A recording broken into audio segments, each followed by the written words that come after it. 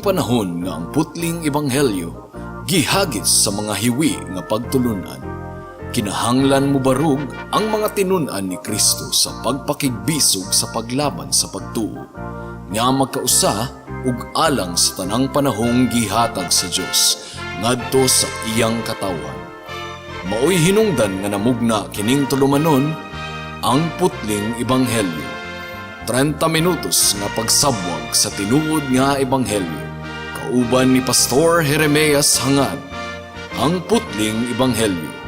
Tulumanon nga gihatod kaninyo sa Herald of Grace Radio Ministries Philippines. Ang putling ebanghelyo.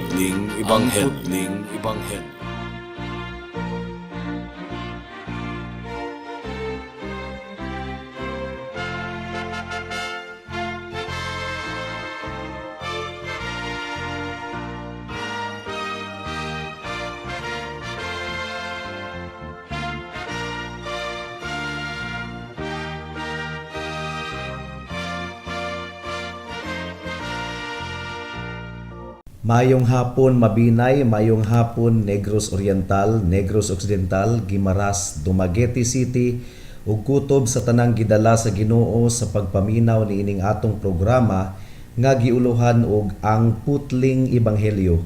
Kini ang inyong igsuon ug higala sa kahanginan si Pastor Jeremias Lauri Hangad sa Herald of Grace Radio Ministries Philippines, dinuyugan sa iglesia nga nag-sponsor ni ining atong programa, ang Salitran Covenant Bible Church sa Barangay Salitran, Dakbayan sa Dasmariñas, probinsya sa Cavite. Ang atong teksto ning takna sa kahaponon makita sa mga Buhat Kapitulo 14, versikulo 19 hangtod sa 28. Ang giingon dire, may pipila ka mga Hudiyo nga nangabot gikan sa Antioquia, sa Pisidia, ug gikan sa Iconio. Nadani nila ang mga tawo ug gibato nila si Pablo ug giguyod ngadto sa gawa sa lungsod kay nagdahuman sila nga patay na siya.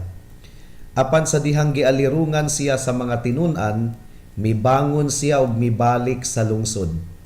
Sa pagkasunod adlaw, mipadayon siya ug si Bernabe ngadto sa Derbe. Si Pablo ug si Bernabe nagwali sa maayong balita didto sa Derbe ug daghan ang ilang nakabig ug nahimong mga tinun-an. Unya namalik sila sa Listra, unya sa Iconio ug dayon sa Antioquia sa Pisidia.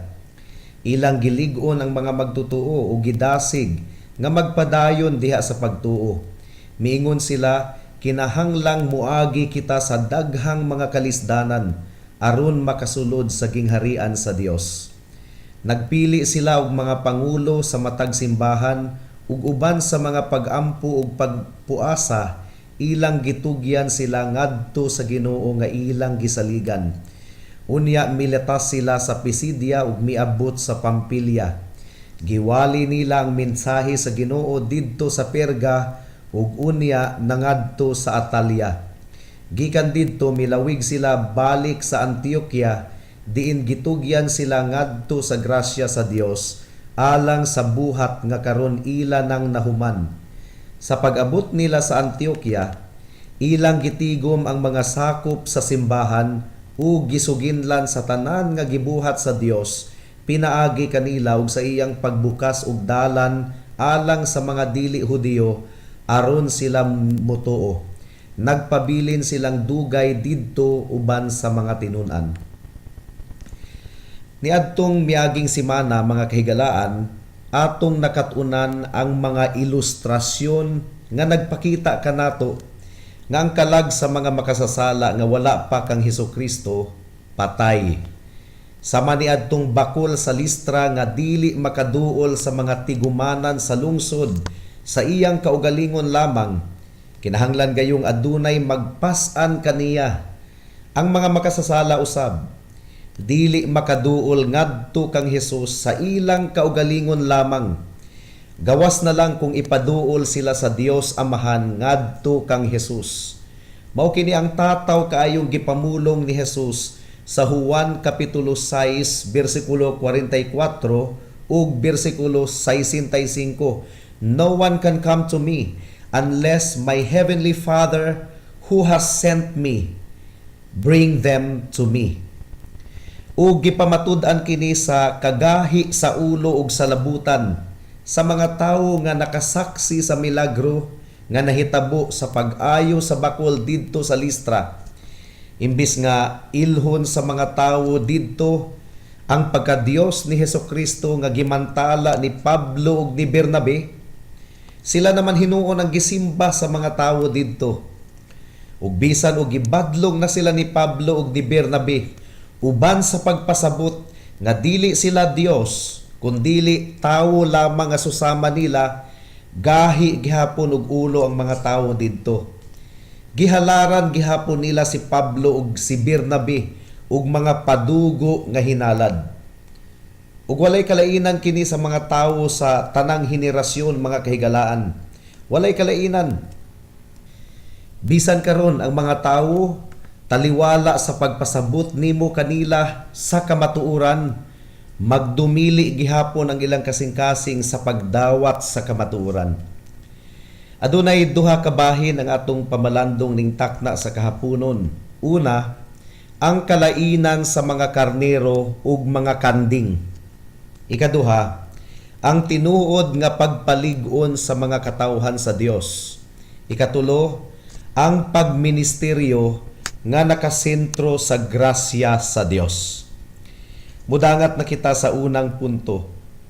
Ang kalainan sa mga karnero ug mga kanding. Kung atong tutukan og duro ang atong teksto, mga kahigalaan, adunay duha ka mga butang nga klaro kaayo natong maobserbahan. Una, ang mga kaaway sa ebanghelyo dili gayud passive sa ilang pagpakigsangka batok sa mga sulugoon sa Dios. Ang buti pasabot sa passive, mga kaigsuunan, kining taman ra sila sa kasuko sa ilang kasing-kasing ug wala na sila himuon pa aron ipakita ang ilang kasuko. Mao kini ang passive. Taman ra sa kaaligot-got sa ilang dughan. Apan ang mga kaaway sa ebanghelyo dili gayud passive.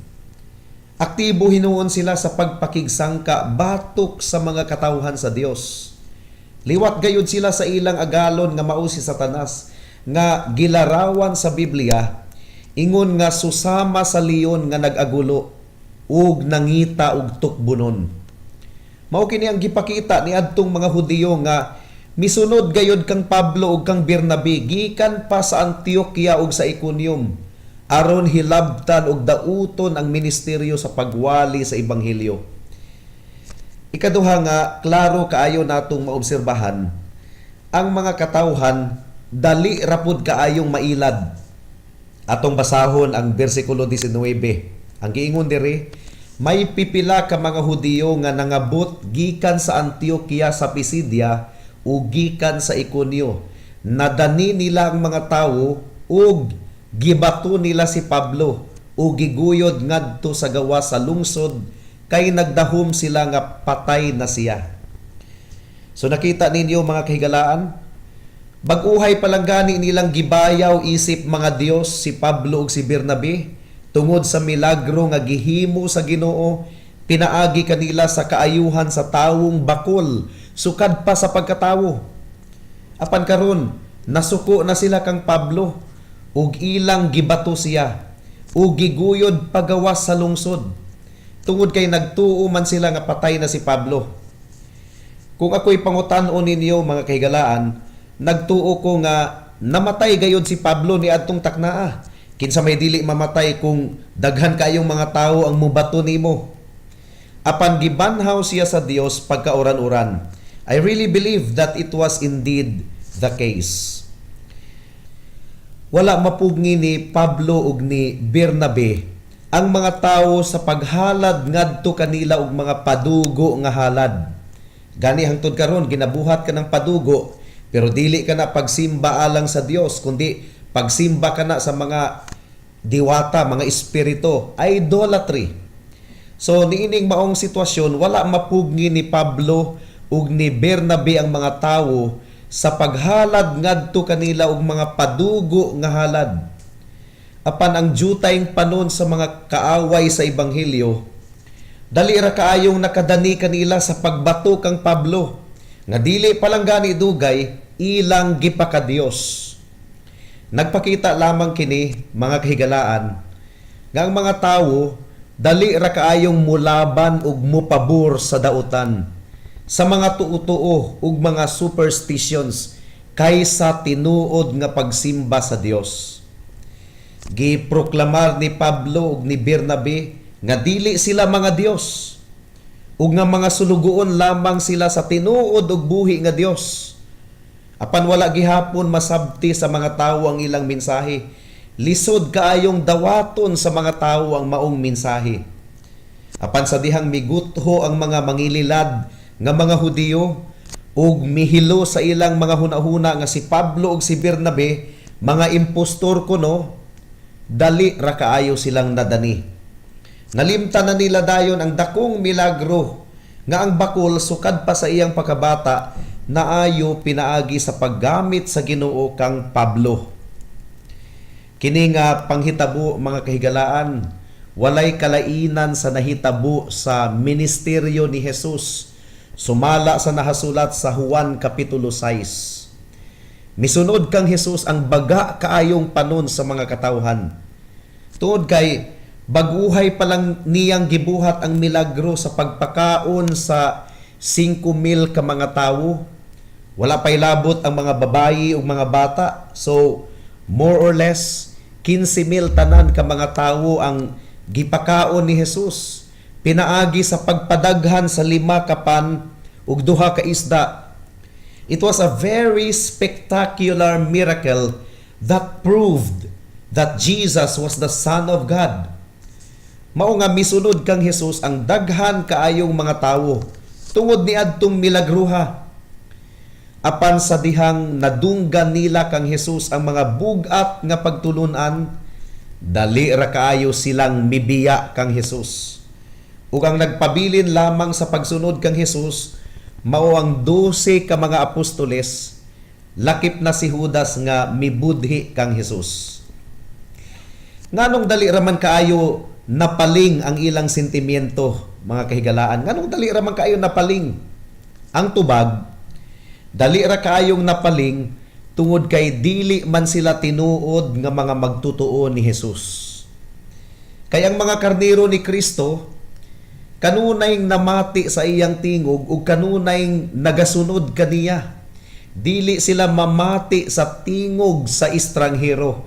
Mao kini ang gipasabot ni Jesus sa Juan Kapitulo 10, versikulo 27 hangtod sa 29. My sheep know my voice. They listen to me and they follow me. They do not listen to the voice of the stranger. Matud pa ni Jesus. So ang nahitabo dito sa Listra, nga dali ra kaayong napaling ang hunahuna sa mga tawo sa dihang gidani sila sa mga kaaway sa ebanghelyo nga pasakitan si Pablo ug si Bernabe, dili nagayod ang ayan pang ikatingala. Ug dili nagayod usab kinahanglan pang makuratan ang mga katawhan sa Dios kung makasinati sila og mga pag-alkontra sa ilang mga pagwali. Ug paspas kaayong pagtalikod sa mga gituuhan unta nilang mga disipulo ni Kristo gikan sa kamatuoran. Daghan man kayong mga backslide nga kung imong tan-awon ang ilang kahimtang sa ilang kalag, dili gyud ay tinuod nga magtutuo. Mao nga mitalikod kang Kristo. Atong basahon ang bersikulo 20. Ang giingon dire, apan sa dihang gialirungan siya sa mga tinun-an, mibangon siya ug mibalik sa lungsod. Sa pagkasunod adlaw, mipadayon siya og si Bernabe ngadto sa Derbe. So atong makita diri nga samtang ang bagang panon sa mga katawhan misalikway na kang Pablo, aduna gihapoy pipila nga mga nagpabilin ug nagalirong kaniya. Sila kadtong tinuod nga mga magtutuo kang Kristo. Sila kadtong tinuod nga mga karnero. Ang uban mga kanding to. Wala nila gikahadlok ang pag-angkon nga kauban sila sa mga sulugoon sa Ginoo. Wala napaling ang ilang hunahuna tungod kay tinuod man silang mga karnero ni Kristo. ug alang ni adtong mga tinuod nga karnero ni Kristo, milagruso kaayong gipabalik sa Dios. Dili lang ang kinabuhi ni Pablo kundili ang iya usab nga ligdo nga pangisip. Wala siya na amnesia gumikan sa pagbato kaniya, nga most likely naigo gayud ang iyang ulo. Posible pa man gani tingaling na-crack ang iyang bagol-bagol. Sumibangon si Pablo ug mibalik sa lungsod nga muralag walay nahitabo. Ang milagrosong pagkabanhaw ni Pablo gibuhat kadto sa Ginoo aron makita sa mga manlulutos sa ebanghelyo ang gahom sa Dios nga nagpanglihok kang Apostol Pablo, ug aron ang pagtuo sa bag-ong mga nakabig malig-on og duro. Mga kaigsuonan diha kang Kristo, mubarog kitang lig-on diha sa pagtuo ug dili kita magpapaling sa mga pangilad sa mga kaaway sa ebanghelyo. Mudangat na kita sa ikaduhang punto, ang tinuod nga pagpalig-on sa mga katawhan sa Dios. Atong basahon ang bersikulo 21. Ang giingon dire, si Pablo ug si Bernabe nagwali sa maayong balita didto sa Derbe, ug daghan ang ilang nakabig ug nahimong mga tinun-an. Unya namalik sila sa Listra, unya sa Iconio ug dayon sa Antioquia sa Pisidia. Kinahanglang atong hinumduman mga kaigsuonan diha kang Kristo nga ang pinakatumong sa atong mga pagwali mao ang pagmugna ug mga tinun-an ug dili lang mga kinabig. Mao kini ang gipaningkamutan ni Pablo ug ni Bernabe nga mabuhat sa tanang dapit diin sila nangabudlay alang sa ebanghelyo. Ug tan-awan ninyo ang kaisog niining mga tawhana, mga kaigsuonan. Wala na nila isipa ang ilang kaugalingong kinabuhi, ingon nga bililhon alang kanila, ug maisugon gihapon silang mibalik sa mga lugar diin sila unang nakasinati og mga paglutos, aron lamang isangyaw ang ebanghelyo sa mga katawhan. Gani didto sa Listra diin gibato si Pablo, mibalik gihapon sila didto. Ang mga tinun-an nga nasayod nga sila representante sa Ginoo, nasayod usab nga wala sila'y angay nga ikahadlok bisag unsa pa ang mahitabo kanila. Karon paminawo nato ang wali ni Pablo sa bersikulo 22. Mo kini ang tinuod nga pagpalig-on sa mga tinun-an ni Kristo. Ang giingon dire, ilang gilig-on ang mga magtutuo o gidasig nga magpadayon diha sa pagtuo. Miingon sila, kinahanglang muagi kita sa daghang mga kalisdanan aron makasulod sa gingharian sa Dios. Mga kahigalaan, dili kini ang kasagarang unod sa mga pagwali sa atong panahon karon. Kining giingon ni Pablo nga kinahanglang muagi kita sa daghang mga kalisdanan aron makasulod sa gingharian sa Dios. Walay ganahan nga muwali ug walay ganahan nga maminaw ani sa atong panahon karon. Kay unsa man day ang ganahang paminahon sa mga tawo karon? Kining mga wali nga naghisgot lamang og mga panalangin, mga paglambo sa negosyo, mga kaayuhan sa balatian, ug uban pang mga feel-good sermons. God loves you, God wants your business to prosper, God wants to bless you, you will become a millionaire, you will prosper. Pila ka mga pastors ang prangka kaayo nga muwali no? Nga kinahanglang muagi kita sa daghang mga kalisdanan aron makasulod sa gingharian sa Dios. Pamalandungi kini mga kaigsuonan. Ang mga matinud-anon nga mga magwalali dili gayud maglipod-lipod sa kamatuoran nga dako gayud kaayo ang bili, dako kaayo ang kantidad sa pagsunod sa atong Ginoong Hesukristo. Makasinati gayud kita og mga pag-antos ug mga paglutos sa atong pagkakristohanon. Kung ato kining ipahibalo sa mga tinun-an ni Kristo, malig-on gayud ang ilang kalag ug mahimo silang andam inig-abot sa mga pagsulay sa kinabuhing Kristohanon. Aduna gayoy pagsulay mga kahigalaan Tungod kay hilabtanon kaayo si Satanas ug kining kalibutan na makasasala. Ang ilang pagdumot ilang ipunting sa tinuod nga mga katawhan sa Dios. Tinuod, makaplagan lamang diha kang Kristo ang kaluwasan ug kinabuhing dayon. Apan kinahanglang ipahibalo usab nato sa mga katawhan nga masigpit ang dalan padulong sa kinabuhing dayon ug jutay lamang ang nakakaplag niini. Masigpit gumikan kay daghang mga pagsulay ug mga pag-antos ang atong masinatian sa atong pagsunod kang Kristo. Mao nga ang giingon sa Santiago kapitulo 1 bersikulo 2 hangtod sa 3, mga igsuon, isipa nga bulahan kamo kun ang tanang matang sa pagsulay moabot kaninyo. Kay nasayod kamo nga ang inyong pagtuo gisulayan lamang aron kamo mahimong malahutayon. So mao kini ang tinuod ug kredible nga pagpalig-on sa mga katawhan sa Dios.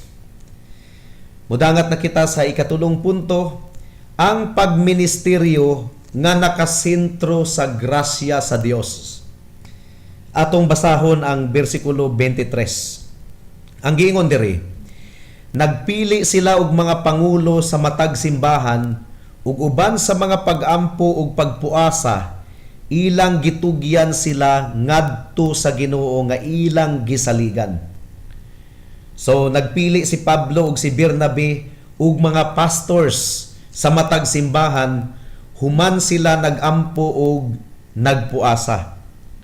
Kay ang tinuod lang mga kahigsuonan, ang pag-ordina og mga pastors dili angayng dali-dalion. Kinahanglang ampuan gayud kini og duro, adisir buhaton ang pagpili ug pag-ordina sa mga pastors. Kung klaro na kaayo ang kabubuton sa Ginoo nga tinawag di ay ang usa ka tawo aron mahimong pastor, mahimo na siyang ordinahan. Kung kwalipikado ang mga kalalakihan, mahimo na silang ordinahan. Naka-record man sa Biblia ang mga qualifications para sa pastoral work. Ug gitugyan sila ngadto sa Ginoo alang sa buluhaton. Sa ingon nga paagi, atong gipakita nga wala kita nagsalig sa atong kaugalingon kundili sa Dios lamang.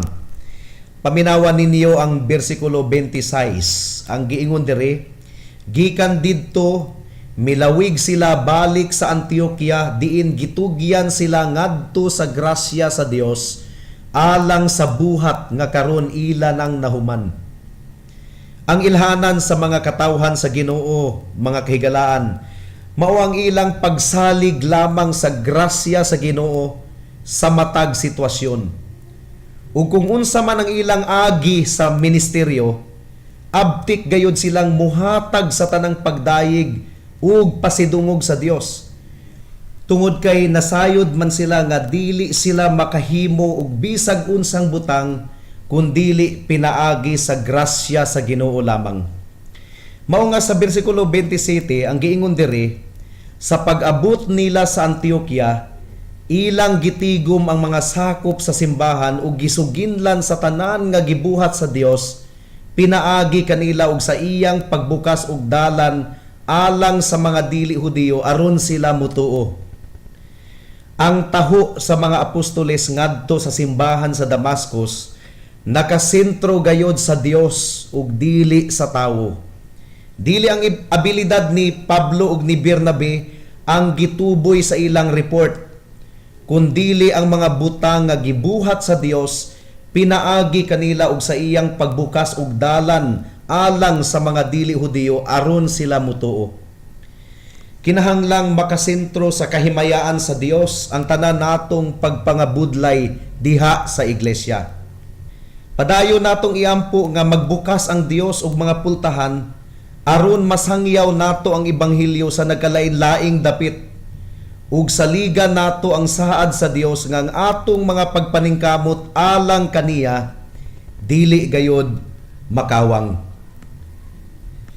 Mudangat na kita sa mga aplikasyon. Alang sa mga magtutuo, Ibutang kanunay sa inyong kasing-kasing ug hunahuna nga masigpit gayod ang dalan nga atong pagalaktan padulong sa kahimayaan. Dili kita moreklamo kung makasinati kita og mga kalisdanan sa kinabuhing Kristohanon. Hinuon, isipon nato nga kalipay kini tungod kay gisulayan lamang ang atong pagtuo aron kita mahimong lig-on. Ug alang sa mga dili magtotoo, magpili kamo mga kahigalaan. Ang luag nga dalan sa mga kahilayan o kasalanan, apan ang utlanan niini mao ang kalaglagan, o ang masigpit nga dalan sa mga kalisdanan, pagkabalaan ug paglikay sa kasalanan, apan ang utlanan niini mao ang kinabuhing dayon. Pilia si Kristo higala. Hinulsuli ang imong mga sala ug dawata siya ingon nga imong bugtong Dios ug manluluwas. Karon na higala, ayaw na og ipaugma pa. Amen. Hangtod din hilang kita taman sa atong pagtuon karong taknaa tungod kay wala na kitay oras pa. Ako kamong padayon nga giimbitar sa pagpaminaw niining atong programa sa matag Miyerkules alas 6 hangtod sa alas 6:30 sa hapon dinhi sa Power 102.1 RFM. Daghang salamat.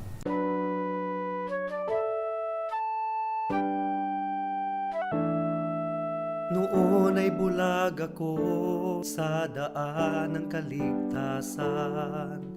Tulad ng marami, nakatuon ako sa sarili.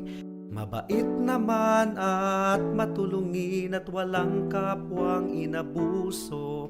Kung kaya't ang tiwala ko, malamang ligtas ako.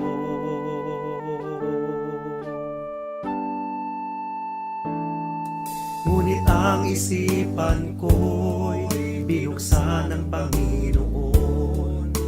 Bigat ng kasalanan ko'y pinakita niya sa akin. Dagdag pa ang aking puso, likas na sa Diyos ay umaayaw. Kung kaya't ako'y nabahala sa aking kaluluwa.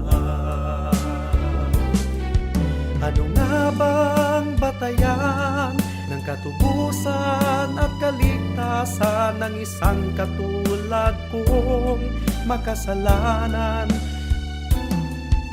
Ngayon ay batid ko na ako'y walang magagawa upang ituwid ang aking kaluluwa sa harapan ng Diyos. Ako'y tumawag kay Jesus at nagtiwala ng lubos sa kanyang kapatawaran at awang puspos.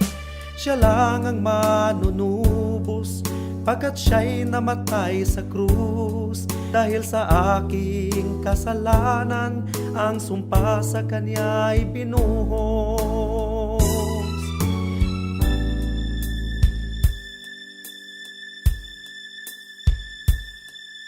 Ngayon ay tiyak ko na ang aking kaligtasan, aking nararanasan, tunay na kapayapaan. Ang puso ko'y binago niya, ang buhay ko'y inayos niya. Purihin si Jesus sa dakilang biyaya niya. Ang puso ko'y binago niya, ang buhay ko'y inayos niya. Purihin si Jesus sa dakilang biyaya niya. Juan Kapitulo 15. Kung nasilag kaninyo ang kalibutan, hinumdumi nga ako'y unang gikasilagan niini. Kung kamo iya pa sa kalibutan, higugmaon unta kamo sa kalibutan, ingon nga iya sa kalibutan. Apan gipili ko kamo gikan niining kalibutana, ug kamo dili na iya sa kalibutan. Busa, nasilag kaninyo ang kalibutan. Hinumdumi ang akong giingon kaninyo. Walay ulipon nga labaw sa iyang agalon. Kung gilutos nila ako, lutuson usab kamo nila. Kung tumanon nila ang akong gisulti, tumanon usab nila ang inyong isulti. Apan kining tanan buhaton nila kaninyo, tungod kanako. Kay wala man sila makaila kaniya nga nagpadala kanako. Alang sa dugang nga mga pangutana, mahimong mo text kang Pastor Jeremias hangad sa 0935 744 3030.